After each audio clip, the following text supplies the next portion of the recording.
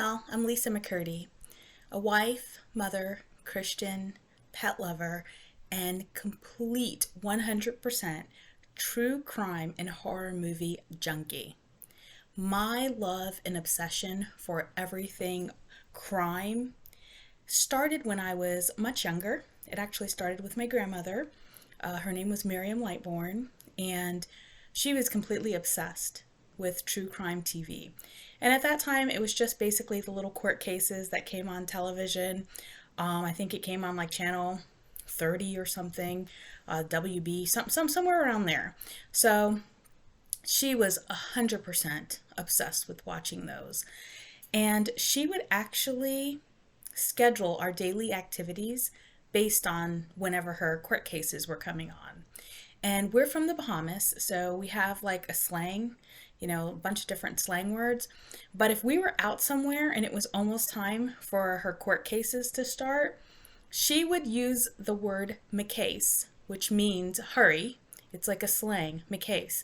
And she'd say, McCase, McCase, my case, meaning McCase, hurry, in my case, meaning her court cases were coming on.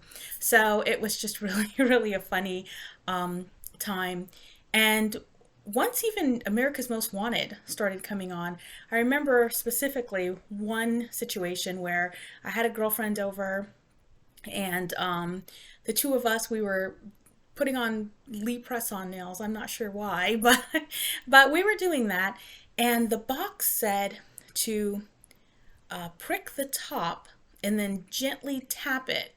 So she went ahead and she did that. She punctured the top and she gently tapped it. And when she tapped the top of that that super glue, it flew out and went into her eye. So we actually had to call the ambulance. So it was right as America's Most Wanted was starting.